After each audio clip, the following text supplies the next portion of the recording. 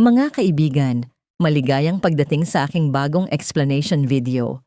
Ngayon ay sisimulan na natin ang talakayan tungkol sa Born to Shine. Kung nagustuhan ninyo ang video, huwag kalimutang mag-subscribe sa aming channel na Cinema Insight English. Para sa mga nanonood mula sa Facebook, ang link ng aming YouTube channel ay nasa video description. I-click lamang ang link at mag-subscribe upang makatanggap ng lahat ng mga update. Maraming salamat po sa inyong suporta. Ang pagbagsak ni Greg ay isang malalim na sandali. Sa unang pagkakataon, tila nagsimula siyang maunawaan ang sakit na dinanas ng kanyang pamilya. Ngunit huli na ba? May mga sugat na hindi na naghihilom kahit pa may paghingi ng tawad. Mas nakakatakot, hindi pa tapos ang galit ni Thea. Ang mga tao ng sama ng loob ay hindi madaling maglaho at ang kanyang mga salita ay nagbunyag hindi lamang ng insekuridad kundi ng desperasyon upang patunayan ang kanyang lugar. Kapag siya'y tuluyang mawala ng kontrol, walang makakaalam kung ano ang kanyang magagawa. Ang trahedya ay lahat ay naghahangad ng pamilya, ngunit wala ni isa ang marunong magmahal nang hindi nananakit. Si Greg ay nanakit dahil sa pride, si Marge dahil sa takot, si Thea dahil sa insekuridad, at si Edward ay maaaring manakit dahil matagal na niyang pinipigil ang sarili. Kaya nang sabihin niyang I did not return for money, kapanipaniwala iyon. Ngunit sa House of Lies, bawat mabuting intensyon ay unti-unting nilalamon ng galit, inggit at kasakiman. Isang araw, maaaring magising si Edward bilang isang taong ni siya mismo ay hindi na makikilala. Isipin kung si Greg mismo ang pumili kay Edward bilang tagapagmana. Paano tutugon sina Thea at Marge? At ang mas malaking tanong, tatanggapin ba ni Edward ang kapangyarihang matagal na niyang tinanggihan? O iyon ang tunay na simula ng pagbagsak ng pamilya? Sapagkat madalas, ang pinakadelikadong tao ay hindi ang lantad ang galit, kundi ang matagal nang nagtiis ng sakit at sa wakas ay natutong lumaban. Kaya't nananatiling tanong, tunay bang naghahanap si Edward ng pamilya o unti-unti na ba siyang nilalamon ng sumpa ng Torcampo? Samantala, bumagsak ang mundo ni Jenny sa bigat ng iskandalo. Online, siya'y sabay na ipinagdiriwang at kinamumuhian habang si Minchie ay gumuho sa pagkakasala. Sa isang mabigat na sandali, pinili ni Minchie ang katotohanan. Tumigil siya sa pagtakas, tumigil sa pagtatago, at hinarap ang realidad. Kahit alam niyang maaari siyang masira kasama ni Jenny. Sa isang video, siya'y nag-confess. Walang sigaw, walang dramatikong musika, ngunit bawat salita'y tumagos sa mga kasinungalingan ni Dara at Megan. Inamin niyang si Dara ang unang nanakit at siya'y lumaban lamang dahil inatake si Jenny. Eksplosibo ang revelasyon, ngunit ang mapait na katotohanan kung gaano kadaling paniwalaan ng tao ang kasinungalingan. Kapag lumitaw ang katotohanan, sila'y natahimik. Wala nang malalakas na komento, wala nang cancel Jenny. Lahat ay naglaho nang hindi na kayang panindigan ng hatol. Ngunit sapat ba ang isang video upang ayusin ang lahat? Doon nagsimula ang bagong panganib. Sapagkat habang sina Jenny at Minchie ay sinusubukang ibunyag ang katotohanan, sina Dara at Megan ay hindi tatahimik. Sila'y mga planner, mga destroyer, at hindi basta sumusuko. Lalong tumindi ang tensyon. Ang titig ni Dara ay nagtatago ng bagong plano. Ang ngiti ni Megan ay may bagong kamandag. Si Jenny ay lalong napagod, sapagkat sa mundong ito, ang inosente ay hindi kailanman sapat. Ang pinakatrahedyang laban ay hindi laban sa mga kaaway, kundi laban sa unti-unting pagkasira ng kanyang sariling kumpiyansa. Kapag paulit-ulit na sinasabing mali siya, nagsimula siyang magduda kung totoo nga. Ito ang tunay na laban ni Jenny, hindi lamang laban kina Dara at Megan, kundi laban sa kanyang sariling basag na espiritu. Ngunit dumating ang hindi inaasahang twist para kay Dara. Hindi bumagsak si Jenny. Siya'y sugatan, halos wasak, ngunit hindi sumuko. At madalas, ang pinakakatakot na kalaban ay hindi ang sumisigaw ng kasinungalingan, kundi ang lumalaban ng tahimik. Kaya't nananatiling tanong, hanggang saan palalaban sina Dara at Megan ngayong nagsimulang lumitaw ang katotohanan? Ginawa ba ni Minchi ang tama sa pagsasalita kahit alam niyang madadamay siya? At kung ikaw si Jenny, mapapatawad mo ba ang mga halos sumira sa iyong buhay? Sapagkat habang kumakalat ang bagong video, ang tunay na digmaan ay saka pa lamang nagsisimula. Ang kabanatang ito ay naglatag ng mas malinaw na linya sa laban nina Jenny, Minchi, Dara at Megan. Mga hiblang maaaring hilahin ang buong kwento tungo sa mas madilim na teritoryo. Biglang nagbago ang atmosfera sa paligid ni Jenny. Ang mga dating galit sa kanya ay natahimik at ang mga kakampi ni Dara ay nagsimulang magduda. Sa mukha ni Dara ay lumitaw ang takot, hindi sa kasinungalingan, kundi sa pagkawala ng kontrol. Kahit nagkunwaring kalmado sa harap ng kamera, nanginginig ang kanyang mga mata sa galit, nabasag ang perpektong imahe. Si Megan, na tahimik ng higit sa dati, ay lalong nakakatakot. Sapagkat sa Born to Shine, ang katahimikan ay madalas senyales ng mas malalim na plano. Si Jenny ay unang lumitaw na nag-iisa. Walang makeup, walang ilaw, walang fans. Siya lamang at ang kanyang telepono, puno ng mapanirang komento at balitang dumudungis sa kanyang pangalan. Ito ang pinakamabigat na sandali. Sapagkat kahit lumitaw ang katotohanan, hindi agad nawawala ang sakit. Ang mga salitang ibinato ng tao ay hindi madaling maglaho. Kitang-kita ang kanyang pagod, hindi lamang sa trabaho, kundi sa araw-araw na laban upang ipagtanggol ang kanyang pag-iral. Para bang hinihintay ng mundo ang kanyang pagbagsak. Dumating si Minchi sa pintuan. Nagkatitigan sila sa katahimikan. Walang dramatikong musika, walang luha, ngunit mabigat ang pagkakasala. Humingi ng tawad si Minchi, hindi bilang idol, hindi bilang celebrity, kundi bilang tao na nagkamali dahil sa takot. Ipinakita ng eksenang ito ang kalupitan ng industriya. Ang takot ay pumipigil sa mga tao kahit alam nilang may inosenteng nasasaktan, ngunit ang kapatawaran ay hindi madaling ibigay. Ang mga mata ni Jenny ay pumipigil ng emosyon, ang kanyang panloob na tinig ay sumisigaw. Where were you when everyone blamed me? Samantala, lalong lumakas ang presyon kina Dara at Megan. Nagsimulang magtanong ang management at kapag gumalaw ang management, nanginginig ang mga karera. Naging defensive si Dara, iginiit na ang video ay edited. Peke, ginawa upang linisin ang pangalan ni Jenny. Classic na taktika. Kapag naipit, sirain ang ebidensya. Ngunit mas malaki ang panganib. May isa pang saksi, isa pang video na wala sa kanilang kontrol. Unti-unting lumayo ang mga kakampi ni Dara. Sa mundong ito, nananatili lamang ang mga tao habang may silbi ka. Kapag bumagsak ka, iiwan ka nila na para bang hindi ka nila nakilala. Si Megan ay lalong naging komplikado. Habang si Dara ay nagpakita ng nerbiyos, si Megan ay nanatiling nakakakilabot na kalmado. Ang mga nananatiling kalmado sa gitna ng apoy ay madalas may nakatagong sandata. Sa isang eksena, pinanood niya si Jenny mula sa malayo. Walang emosyon, walang simpatya. Para bang may mas malaking plano siyang binubuo. Doon lumaki ang takot. Hindi na ito rivalry, kundi personal na paghihiganti. At kapag ang paghihiganti ay naging personal, bawat hakbang ay nagiging mas mapanganib. Habang lumalalim ang gabi, lalong bumigat ang atmosfera. Ang social media ay naging larangan ng digmaan. Fans nagbabangayan, paulit-ulit na nagtitrend ang mga pangalan nina Jenny, Dara at Minchi. Ngunit sa gitna ng kaguluhan, nanatiling nakabitin ng tanong, bakit sobrang agresibo si Dara laban kay Jenny? Selos lamang ba? O may mas malalim na lihim? At kung si Megan ay hindi tunay na kakampi ni Dara, kundi ang mastermind sa likod ng lahat, ibig sabihin, nagsisimula pa lamang ang tunay na laro.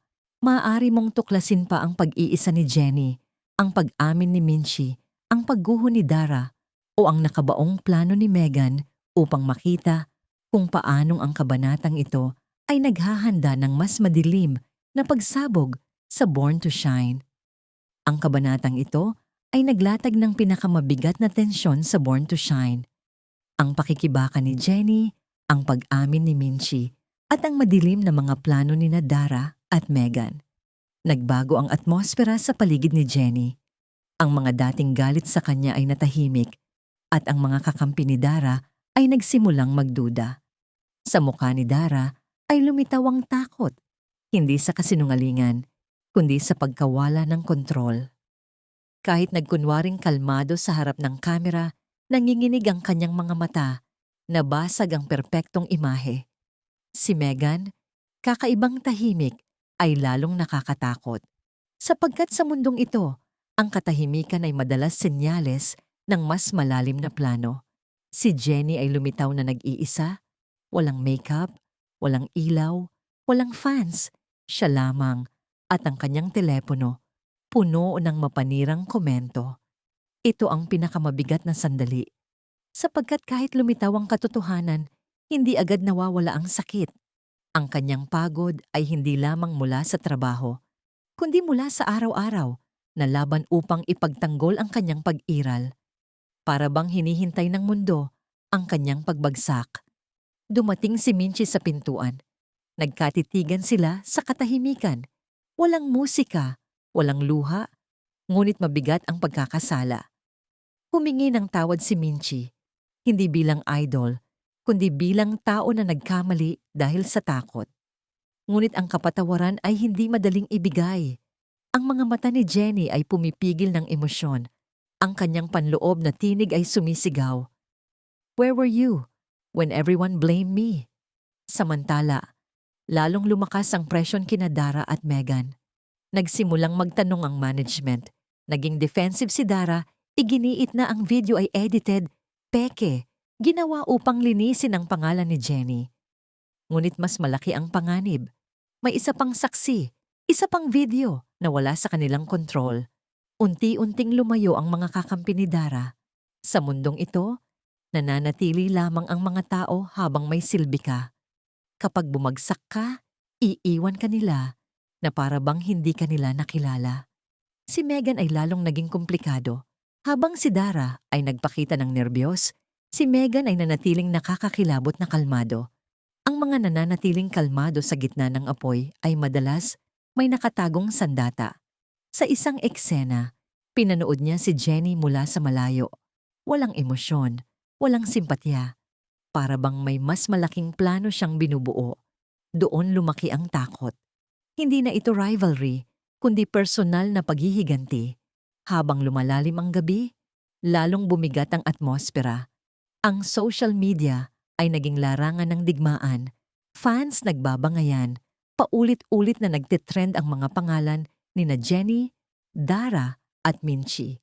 Ngunit sa gitna ng kaguluhan, nanatiling nakabitin ang tanong, bakit sobrang agresibo si Dara laban kay Jenny? Selos lamang ba o may mas malalim na lihim? At kung si Megan ay hindi tunay na kakampi ni Dara, kundi ang mastermind sa likod ng lahat, ibig sabihin, nagsisimula pa lamang ang tunay na laro. Maaari mong tuklasin pa ang pag-iisa ni Jenny, ang pag-amin ni Minchie, ang pagguho ni Dara, o ang nakabaong plano ni Megan upang makita kung paanong ang kabanatang ito ay naghahanda ng mas madilim na pagsabog sa Born to Shine. Narito ang matinding ironiya. Ang babaeng pilit na pinoprotektahan ng kanyang pangalan ay siya ring maaaring maging sanhi ng kanyang pagbagsak. Si Dara ay nagsimulang mapagtanto na kapag nailantad ang kanilang mga lumang sugat, ang kanyang huling konsyerto ay maaaring maging pinakamatinding kahihiyan. Ang hangin ay nagbago, hindi dahil sa awa, kundi dahil sa takot na mawalan ng kontrol. Ang pinakamasakit na sandali ay nang si Minchie mismo ang nagsabi kay Jenny na talunin si Megan, hindi lamang upang manalo, kundi upang wasakin. Paulit-ulit niya itong binanggit, hindi bilang payo, kundi bilang sumpa. At dito nakita kung paanong ang trauma ng mga magulang ay hindi sinasadyang ipinapasa sa kanilang mga anak. Hindi na lamang ipinaglalaban ni Minchie ang kinabukasan ni Jenny, kundi naghihiganti para sa kanyang sariling nakaraang pagkatalo. Si Jenny ay nakatayo sa pagitan ng dalawang mundo. Sa isang panig, hinuhubog bilang perpektong idol. Sa kabila, ginagawang sandata ng paghihiganti. Nang pumasok siya sa bagong dorm, hindi ito parang paglipat ng tahanan, kundi pagpasok sa isang arena. Bawat tingin ay kompetisyon, bawat ngiti ay inggit, bawat yakap ay may nakatagong layunin. At nang magpaalam ang kanyang pamilya, lumitaw ang tunay na sakit. Sapagkat minsan, upang habulin ang pangarap, kailangan mong iwan ang mismong mga taong nagbigay inspirasyon dito. At ang wakas ay isang perpektong cliffhanger, isang simpleng linya. Madam, entry here is forbidden. Tahimik si Jenny, walang drama, walang sigaw, ngunit sa loob niya ay may nabasag. Ang tunay na tapang ay hindi ang lumaban gamit ang galit, kundi ang lumaban kahit puno ng takot. Nang ipahayag ng management na sila'y magsasama-sama sa iisang bahay, naging malinaw ang pagkawala ng kalayaan. Ang pagtulog ay naging content, ang bonding ay scripted, ang mga ngiti ay para sa merkado.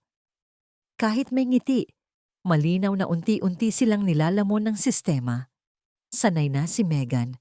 Alam niya ang mga patakaran, nauunawaan ang laro. Ngunit si Jenny ay hindi pa nawawala ang kanyang tunay na sarili. At iyon ang dahilan kung bakit siya nakakatakot. Lumakas ang presyon at dumating ang tahimik ngunit masakit na eksena. Nakiusap si Jenny hindi para kay Minchie, hindi para sa sarili, kundi para sa kanyang mga magulang. Sa unang pagkakataon, hindi siya idol, kundi isang anak. Handang lunukin ng pride upang mailigtas ang ina sa kulungan. Ang kanyang mga salita ay nagsimulang lumambot sa matigas na puso ni Dara. Sapagkat sa wakas, nagsalita si Jenny ng katotohanan. Kung magpapatuloy ang digmaan, hindi lamang si Minchie ang masisira, kundi pati ang Yumi, si Megan at maging ang pamana ni Dara. Maaari mong tuklasin pa ang pagbagsak ni Dara, ang sumpa ni Minchie, ang pagitan ng dalawang mundo ni Jenny o ang estratehiya ni Megan upang makita kung paanong ang kabanatang ito ay naglatag ng mas mabigat na digmaan sa Born to Shine. Ang eksenang ito ay naglatag ng pinakamalalim na tensyon sa Born to Shine. Si Jenny ay nakatayo sa pagitan ng dalawang mundo. Sa isang panig, hinuhubog bilang perpektong idol. Sa kabila, ginagawang sandata ng paghihiganti. Ang pagpasok niya sa bagong dorm ay hindi parang paglipat ng tahanan, kundi pagpasok sa isang arena. Bawat tingin ay kompetisyon, bawat ngiti ay inggit, bawat yakap ay may nakatagong layunin.